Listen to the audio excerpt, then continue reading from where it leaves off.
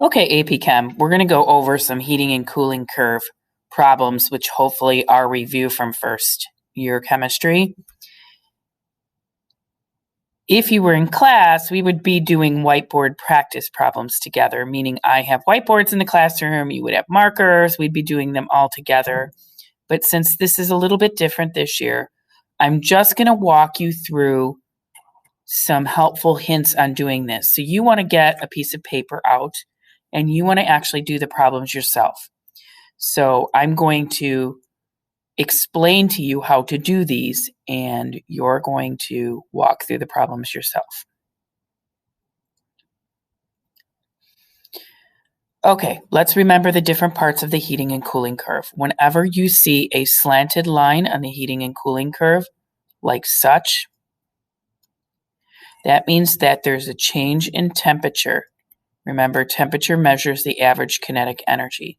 So anytime you see a change in temperature here, it's going to be a slanted line and the kinetic energy is going to be changing.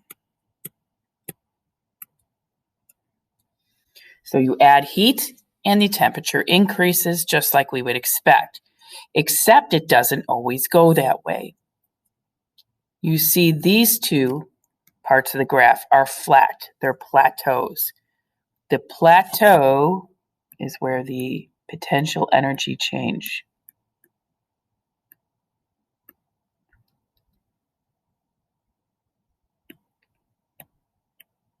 I don't know if I spelled plateau right. I just realized I don't know how to spell plateau.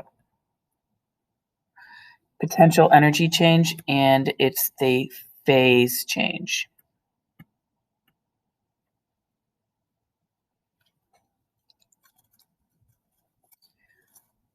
Notice that the potential energy and the kinetic energy do not change at the same time. So again, we're going to add heat until our solid ice reaches a temperature of 0 degrees Celsius. Once our solid ice reaches a temperature of 0 degrees Celsius, the temperature will stop changing. Now, during this whole time, we're still adding energy to it, but the energy is going towards changing the potential energy or the position or the phase of the molecules. So all those words start with P, so you can remember. And then when all of the particles are in the liquid phase right here, and we have liquid water at 0 degrees Celsius, the temperature will start to increase again. Increasing temperature is increasing kinetic energy until we have liquid water at 100 degrees Celsius. Then the temperature is going to stop changing and the phase will start to change and the molecules will rearrange and change in potential energy. When all of the particles are in the gaseous phase at 100 degrees Celsius, then the temperature is going to start to rise again. So anytime you're in a temperature change or a change in kinetic energy, you're going to use the same formula. So change in kinetic energy or the slanted places, we're going to use Q equals the mass times the specific heat capacity times the change in temperature. We call that the MCAT formula. Anytime you're not changing temperature, you're changing potential energy because you're adding energy, so it must be going somewhere. It's either going kinetic or potential energy. In places where the temperature is not changing, you're going to have enthalpy of phase change, either fusion or vaporization, depending on if you are here or here, times the mass.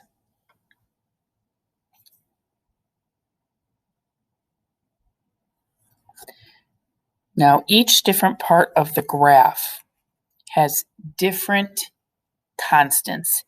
And you have to look those constants up because they're going to be different depending on who you're asking, depending on the place in the country that you're in, the pressure, the elevation, so on and so forth. So when you're planning these, you can draw yourself a phase change diagram and figure out where you're starting. Obviously, if you're starting at -14, it's below this freezing point of 0. And you're going to 77, so 77 is between melting and vaporizing. Anytime you change corners, you're going to have a different calculation. So here, from here to here, temperature's changing. It's going to be the MCAT formula.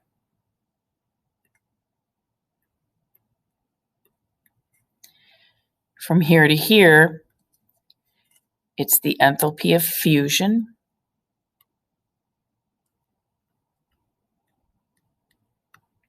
times the mass. From here to here, we have a change in temperature again.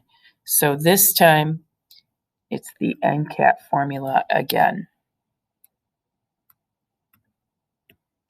Now, the specific heat capacity for water is different than that for ice. So those will be different values. So right here, we're going to use the specific heat capacity for ice. Here, we're going to use the enthalpy of fusion. Here, we're going to use the specific heat capacity for water. Here, we're going to use the enthalpy of vaporization. And here, we're going to use the specific heat capacity for steam. They're each going to be different values, steam or water vapor, or however they say it.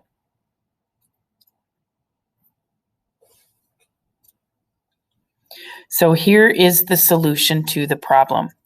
Each of these is going to be solved individually.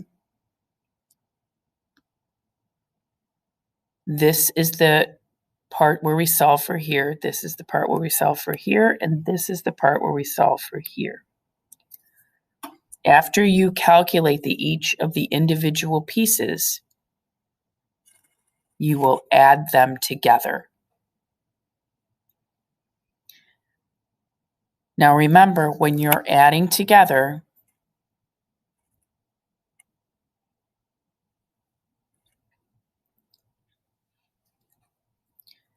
its significant figures are different. So this is 3, this is 4, and this is 4. But it's not how we do it when we're adding and subtracting. When you're adding and subtracting, you need to have the same decimal place here. So when we're adding this together, we end up needing a place in the 1 spot.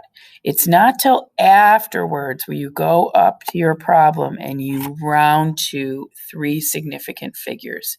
They changed this from joules to kilojoules. I want you to now take a second, pause, and practice these problems individually.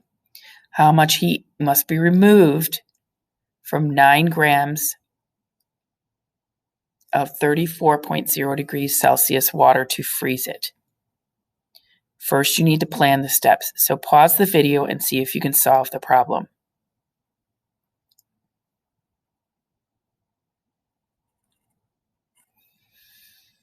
The problem has 2 steps. Here is the solution.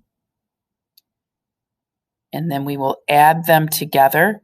And the last step, we converted it to kilojoules.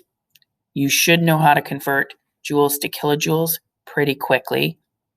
If not, you know that there's 1,000 joules in a kilojoules and get used to that. You move the decimal point over 3 spots. Last step is to round it to 3 sig figs because of the given in the problem.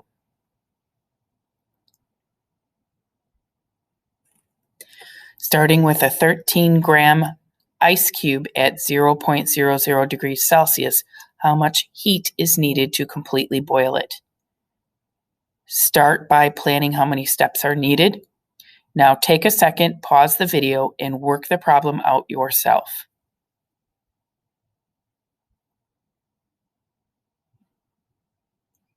You have 3 steps. You will have 3 different parts of the problem. You solve those individually. Notice the values for the enthalpy of fusion and the enthalpy of vaporization are different. It takes a lot more energy to vaporize. And also, we have to make sure that we're using the heat capacity for the liquid phase, which will be different than the gas and the solid. Last step is we add those 3 together, and I change to kilojoules and then round to 3 sig figs. Last problem, starting with a 11.5 gram liquid water at 0.00 degrees Celsius, how much heat is needed to raise the temperature to 145 degrees? So because it's liquid water, we're starting here. Remember, if this is solid water at 0 degrees Celsius, and this is liquid water at 0 degrees Celsius. So we're going to start here, and you're going to go all the way up to 145. So take a second and solve this problem. Pause the video, and then I'll show you the solution.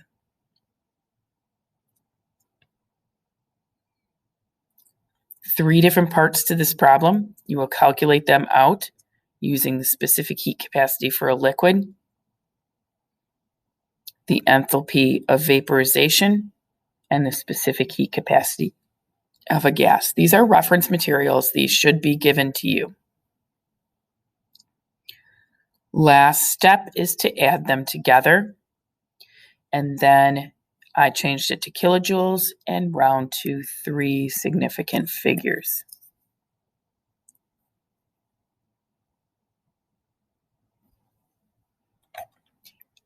If you do not remember how to do those and you would like some more practice, let me know and I will post an extra practice optional assignment.